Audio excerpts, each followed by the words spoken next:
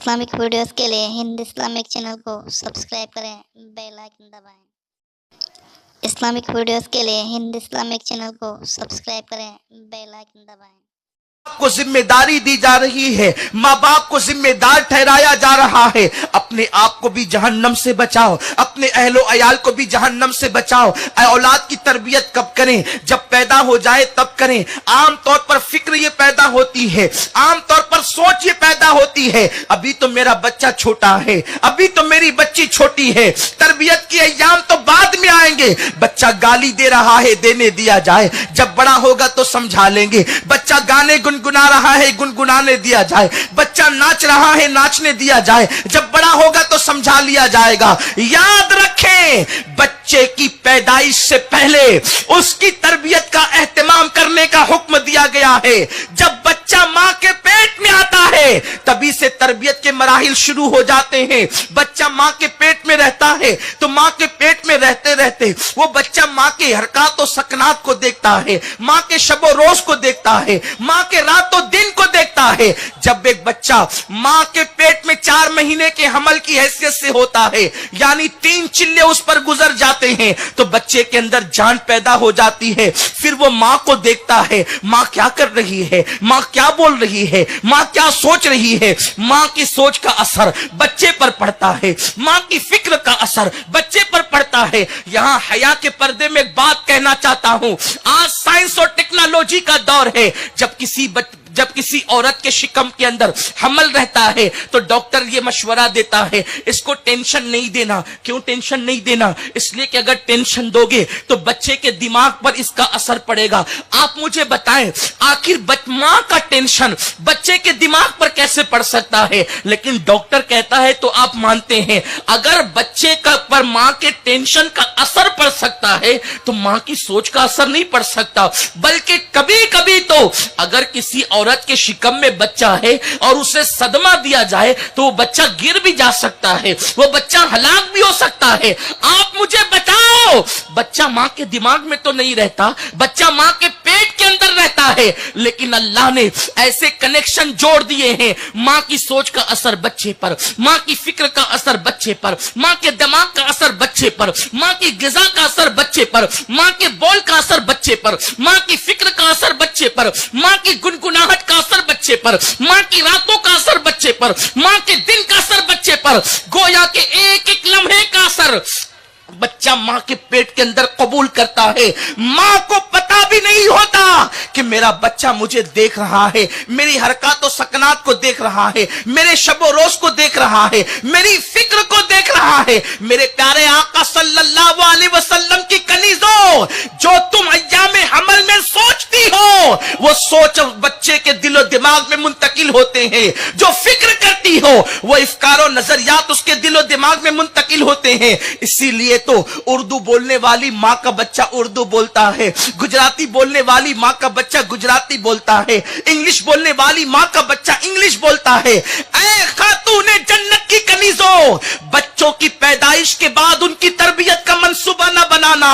جب بچہ تمہارے شکم میں آ جائے اسی وقت محتاط ہو جانا، اسی وقت احتیاط سے کام لینا، اس لیے کہ ماں کے شکم میں بچہ آ کر ماں کو مکمل طور پر گویا کہ دیکھتا ہے اور اس کو دنیا میں آنے کے بعد فالو کرتا ہے۔ کیا تم نے نہیں سنا امام اہل سنت الملفوظ شریف میں فرماتے ہیں کہ حضرت سیدنا بابا قطب الدین بختیار کاکی رضی اللہ تعالیٰ عنہ جو اللہ اکبر میرے خواجہ سرکار غریب نواز کے مایا ناز خلفاء میں خلیفہ ہیں، سرکار غریب نواز کے جانشین ہیں، آپ کی عمر ابھی 4 سال کی ہوئی ہے، آپ کی بسم اللہ خوانی کا معاملہ ہے، اللہ اکبر، حضرت قاضی حمید الدین ناگوری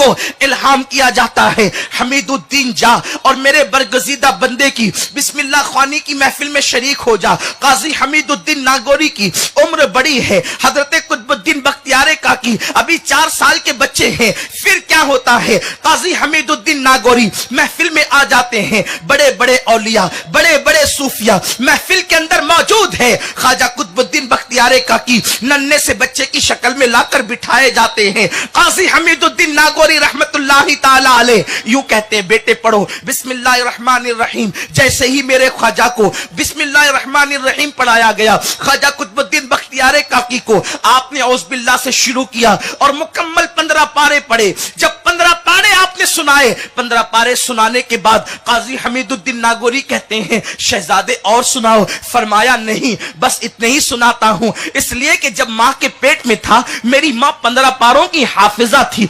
उसने मैंने अपनी मां से सुन करके 15 पारों को याद किया। इसके आगे नहीं सुनाता। जानते हैं यही काजी हमीदुद्दीन नागौरी, एक दिन वो था जब कुतुबुद्दीन बख्तियार काकी को बिस्मिल्लाह पढ़ाने आए थे, लेकिन कुतुबुद्दीन बख्तियार काकी की ये मां का किरदार था, इतनी बुलंदी पर पहुंचाया कि बिस्मिल्लाह पढ़ाने वाला उस्ताद मेरे बाबा कुतुबुद्दीन बख्तियार काकी का मुरीद भी हो जाता है और खलीफा भी हो जाता है। आज भी कुतुबुद्दीन बख्तियार काकी के कदमों के अंदर काजी हमीदुद्दीन नागौरी का मजार मौजूद है और बताया जा रहा है कि इतना बड़ा इल्म वाला, अल्लाह अकबर, मां की अच्छी परवरिश करने की बरकत से वो भी मेरे ख्वाजा कुतुबुद्दीन बख्तियार काकी का मुरीद और खलीफा होता हुआ नजर आ रहा है। इसी तरह का वाकया सरकार गौसे पाक मेरे आका के बारे में भी मशहूर है। हुजूर गौसे पाक ने पहली ही महफिल के अंदर 17 पारे सुनाए थे। जब आपसे पूछा गया अब्दुल कादिर आगे पढ़ो, फरमाते मेरी माँ 17 पारों का विर्द किया करती थी, माँ से सुन करके मैंने याद कर लिया। ऐ खातूने जन्नत की कनीजो, मुझे बताओ, अगर माँ कुरान की तिलावत करे तो बच्चा दुनिया में आकर के कुरान मुकद्दस की तिलावत को सुनाता है। आज की माएं अल्लाह अकबर अपने बेटे को आलिम देखना चाहती है। आज की माएं अपने बेटे को शेख तरीकत देखना चाहती है। आज की माएं मुबल्लिगीन को खिताब करता सुन करके दुआएं करती है, काश मेरा बेटा भी ऐसा बन जाए। अल्लाह करे आपका बेटा ऐसा ही बने। आप मुबल्लिगात को खिताब सुन करके, मुबल्लिगात का खिताब सुन करके दुआएं करती होगी, अल्लाह मेरी बेटी भी ऐसी बन जाए। लेकिन ऐ खातूने जन्नत की कनीजों, अगर माँ बच्चे को शिकम में रखकर कुरान की तिलावत करती है तो औलाद भी कुरान की तिलावत करती है। लेकिन अगर माँ बच्चे को शिकम में रखकर फिल्मी ड्रामे देखेगी, माँ बच्चे को शिकम में रखकर सास बहू का सीरियल देखेगी, माँ बच्चे को शिकम में रखकर फिल्में देखेगी, नंगे हीरो और हीरोइन को नाचता हुआ देखेगी, आप मुझे बताएं दुनिया में आकर के बच्चा करेगा क्या? दुनिया में आकर के बच्चा क्या गुल खिलाएगा? ऐ खातून जन्नत की कनीजों, पहली चीज जिस वक्त मुराद से होना उस वक्त से एहतियात शुरू करना।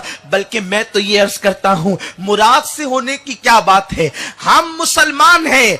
जैसे ही शऊर की मंजिल पर कदम रखो, अपनी जिंदगी के अंदर इनकलाब पैदा करो। एक मुत्तकी और पारसा औरत की हैसियत से अपनी जिंदगी को गुजारो, इसलिए कि मां बीज है। मां बीज है, जैसा बीज जमीन में बोया जाता है वैसा ही पौधा नजर आता है।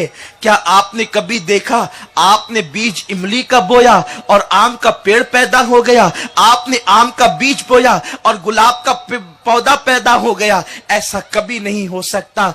ये ख्याल खाम ख्याली है, इसलिए अपने आप को तब्दील करो। आज तो हाल ये है, अल-अयाज़ु बिल्लाह, अस्तगफिरुल्लाह, औरतें निकाह से पहले अपने मंगीतर से बातें करती है। ऐसी मां को गौसुल आजम जैसा बेटा कैसे मिल सकता है? क्या तुमने ये बात नहीं सुनी? कितनी मशहूर वो बात है, मेरे गौस की अम्मी जान आज जिनके नाम के डंके बज रहे हैं, जिनकी ठोकरों से मुर्दे जिंदा हुए, वो भूखे रहे तो मेरा अल्लाह कस्में दे दे करके उनको खिलाता पिलाता है।